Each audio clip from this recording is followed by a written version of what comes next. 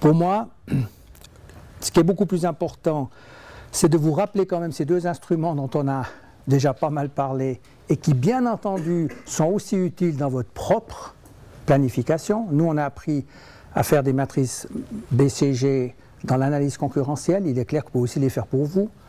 En général, vous serez peut-être même mieux armé pour les faire pour vous que pour les faire pour la concurrence. Donc c'est clair que le même outil va s'employer dans ces deux différentes phases de l'établissement du plan marketing. Donc j'y reviens pas.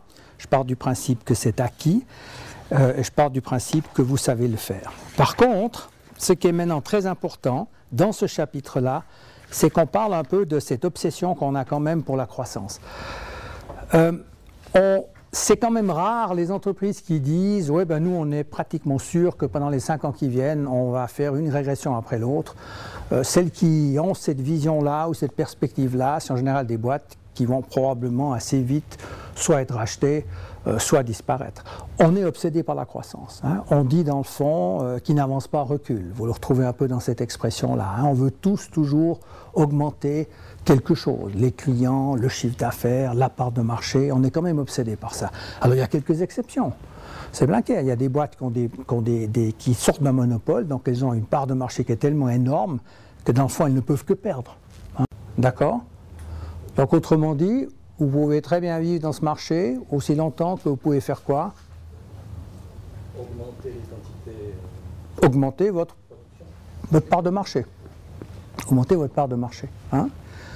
Et à la limite, votre part de marché, vous pouvez l'augmenter jusqu'à ce que vous ayez une position leader, mais plus que leader, monopole. Hein? Vous pouvez dire, j'ai 90% de part de marché, il me reste encore 10% à prendre. Hein?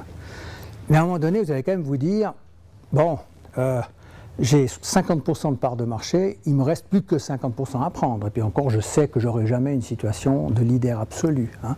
Donc il y a un moment où vous allez quand même devoir vous poser la question, est-ce que je suis encore capable de trouver la croissance qui m'est nécessaire dans le marché où je me trouve actuellement avec les produits que je produis actuellement. On est d'accord? Et puis, ayant choisi la stratégie de différenciation, ben, ça veut dire que la prochaine fois, pratiquement, ben, on pourra entrer dans le vif, dans le cœur, je veux dire, de ce qu'est le marketing, c'est-à-dire dans ces fameux 4P.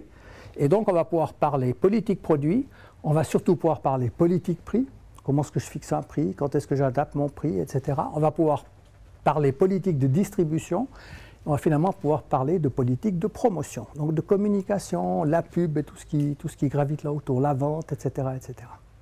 Donc ça, on va maintenant descendre au niveau vraiment qu'on appellerait peut-être opérationnel dans une autre terminologie. Et ça sera à partir de la prochaine fois.